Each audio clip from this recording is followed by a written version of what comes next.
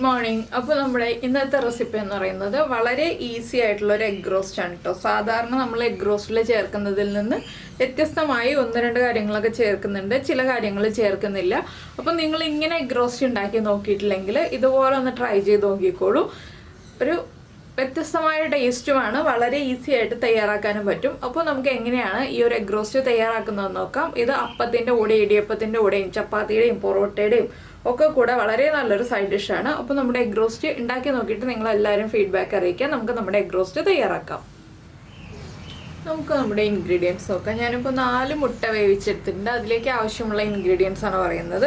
4 medium വലിപ്പമുള്ള സവോള എടുത്തിട്ടുണ്ട്, ഒരു വലിയ പീസ് ഇഞ്ചി എടുത്തിട്ടുണ്ട്, 3 ചെറിയ പച്ചമുളക്, എരിവുള്ള പച്ചമുളകാണ്, 3 പച്ചമുളക് എടുത്തിട്ടുണ്ട്, ഒരു വലിയ തക്കാളി എടുത്തിട്ടുണ്ട്, അതുപോലെ തന്നെ ഒരു പീസ് പട്ട, 2 ഗ്രാമ്പു, 1/4 ടീസ്പൂൺ കുരുമുളക്, 1/2 ടീസ്പൂൺ പെരിഞ്ജീരകം, ഇത്രയാണ് എടുത്തിട്ടുള്ളത്. പിന്നെ ബാക്കിയുള്ള ഇൻഗ്രീഡിയൻസ് നമുക്ക് ചേർക്കുമ്പോൾ പറയാം. അപ്പോൾ ആദ്യം തന്നെ നമുക്ക് കുറച്ച് കാര്യങ്ങൾ മിക്സിയിൽ ഒന്ന് ചതച്ചെടുക്കാനുണ്ട്. അതിനായിട്ട് നമുക്ക് മിക്സിയുടെ ജാർ എടുക്കാം. മിക്സിയുടെ ജാറിലേക്ക് നമുക്ക് നമ്മൾ എടുത്ത് വെച്ചിരിക്കുന്ന ഇഞ്ചിയുടെ പീസ് ഒന്ന് ചെറുതായിട്ട് കട്ട് ചെയ്തിട്ട് കൊടുക്കാം.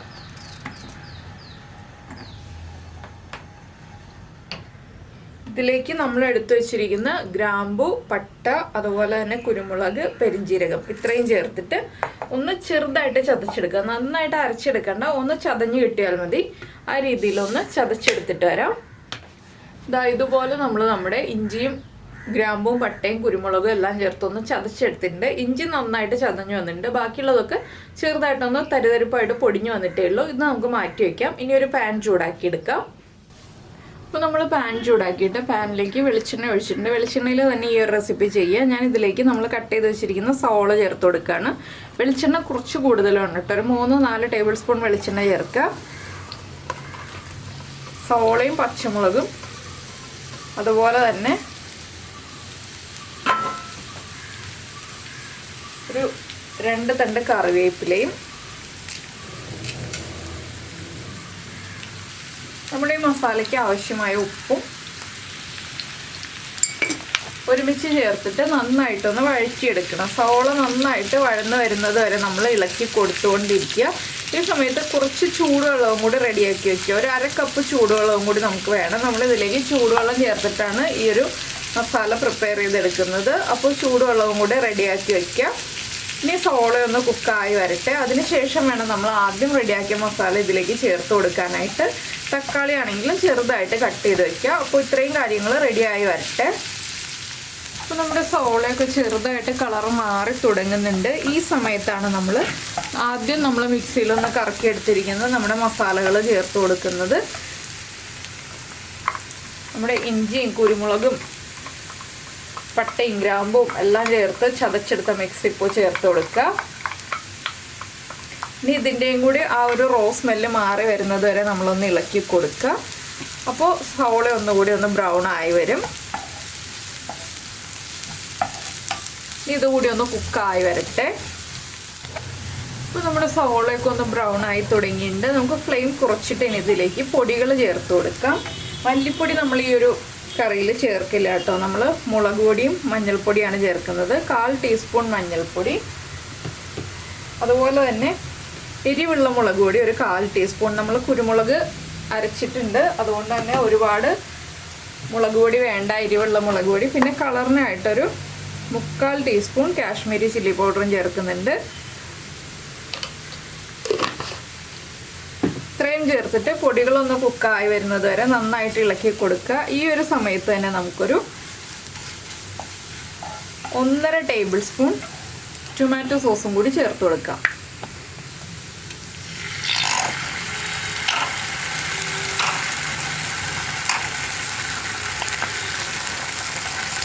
ഇതെല്ലാം ചേർന്ന് കുക്കായി വരട്ടെ. ഈ ടൊമാറ്റോ സോസിൻ്റെ ആ റോ ടേസ്റ്റും നമ്മുടെ പൊടികളുടെ റോ ടേസ്റ്റും ഒക്കെ മാറി വരട്ടെ.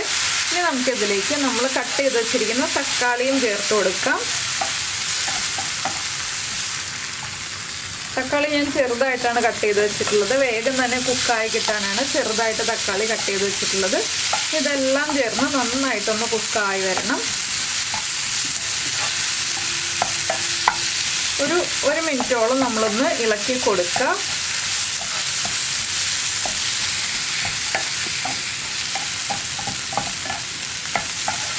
വളരെ ഈസിയാണ് കേട്ടോ ഈ ഒരു എഗ് റോസ്റ്റ് ഉണ്ടാക്കാനായിട്ട്. പക്ഷെ അതുപോലെ തന്നെ നല്ല ടേസ്റ്റുമാണ്.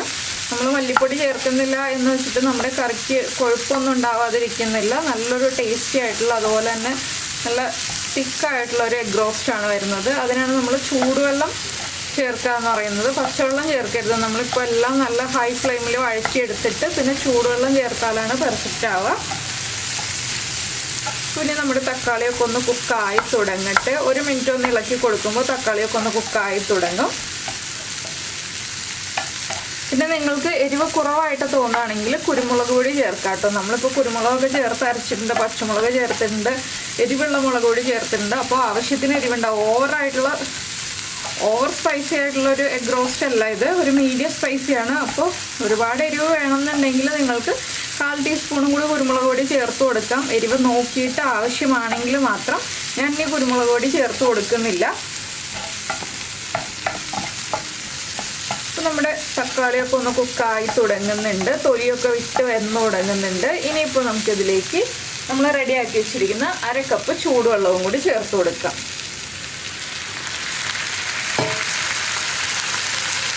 ചൂടുവെള്ളം ചേർത്തിട്ട് ഒന്ന് തിളച്ച് തുടങ്ങുമ്പോൾ നമ്മൾ ഫ്ലെയിം കുറയ്ക്കുക. ഇനി ചെറിയ ഫ്ലെയിമിൽ ഇതൊന്ന് കുറുകി വരണം,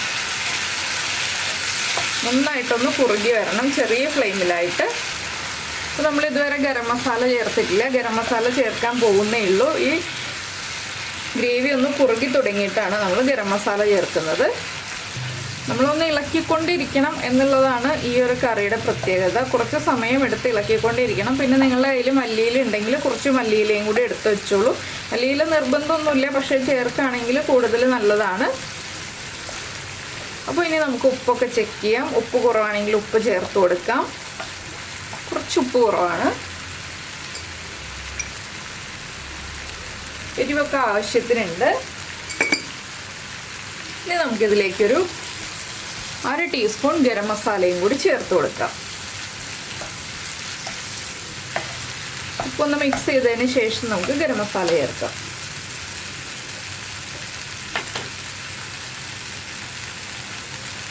അര ടീസ്പൂൺ മതി ഗരം മസാല.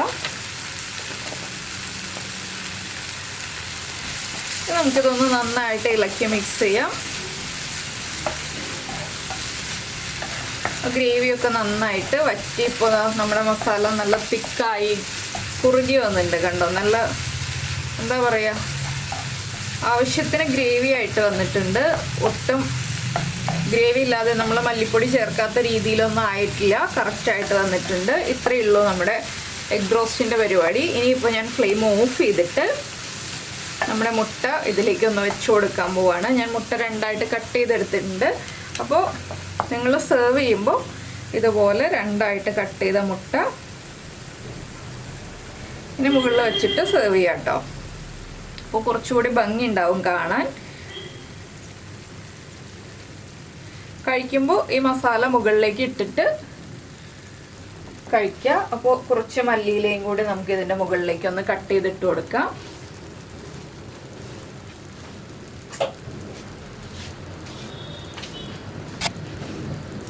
ഇതുപോലെ ചെറുതായിട്ട് മല്ലിയിലയും കൂടി കട്ട് ചെയ്തിട്ട് കൊടുക്കുമ്പോൾ കാണാൻ നല്ല ഭംഗിയാണ്. കഴിക്കുമ്പോൾ ആ മല്ലിയിലയും കൂടി ചേർത്ത് മിക്സ് ചെയ്ത് കഴിക്കുക.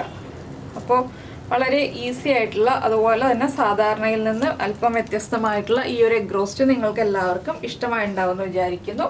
ഇഷ്ടമായിട്ടുണ്ടെങ്കിൽ നിങ്ങളെല്ലാവരും ഒന്ന് കമൻറ്റ് ചെയ്യാം കേട്ടോ. ഈ ഒരു റെസിപ്പി ഇഷ്ടമായോ, ഈസിയാണോ ഉണ്ടാക്കാനായിട്ട്, എങ്ങനെയുണ്ടായിരുന്നു ഉണ്ടാക്കുന്നത് കണ്ടിട്ട് ഈസി ആയിട്ട് തോന്നിയോ എന്നുള്ളതൊക്കെ. അതുപോലെ തന്നെ കഴിച്ചു കഴിഞ്ഞിട്ട് ടേസ്റ്റി ആണോ എന്നുള്ളതും കൂടി കമൻറ്റ് ചെയ്യുക. പിന്നെ ഇഷ്ടപ്പെട്ട റെസിപ്പി ആണെങ്കിൽ നമ്മുടെ വീഡിയോയുടെ താഴെ ഒന്ന് ലൈക്ക് ചെയ്യാനും കൂടി മറന്നു പോകരുത്. പിന്നെ നമ്മുടെ ചാനൽ ആദ്യമായിട്ട് കാണുകയാണെങ്കിൽ നമ്മുടെ വീഡിയോ പ്രസൻറ്റ് ചെയ്യുന്ന രീതിയൊക്കെ ഇഷ്ടമായി എന്നുണ്ടെങ്കിൽ നമ്മുടെ ചാനലൊന്ന് സബ്സ്ക്രൈബ് ചെയ്ത് സപ്പോർട്ട് ചെയ്യണേ. സബ്സ്ക്രൈബ് ചെയ്യുന്നതിന് ഈ വീഡിയോയുടെ താഴെയുള്ള റെഡ് സബ്സ്ക്രൈബ് ബട്ടൺ ഒന്ന് ക്ലിക്ക് ചെയ്യുക. അതിൻ്റെ റൈറ്റ് സൈഡിലുള്ള ബെല്ലൈക്കണം ക്ലിക്ക് ചെയ്യുക. അപ്പോൾ ഓൾ എന്ന് പറഞ്ഞിട്ടൊരു ഓപ്ഷൻ കാണാം. ആ ഓളും കൂടി പ്രസ് ചെയ്തിട്ടുണ്ടെങ്കിൽ ഞാൻ എപ്പോഴും വീഡിയോ അപ്ലോഡ് ചെയ്യുമ്പോൾ നിങ്ങൾക്ക് നോട്ടിഫിക്കേഷൻ വരും. അപ്പോൾ എന്തായാലും നമുക്ക് നമ്മുടെ അടുത്ത റെസിപ്പിയുമായിട്ട് അടുത്ത ദിവസം കാണാം.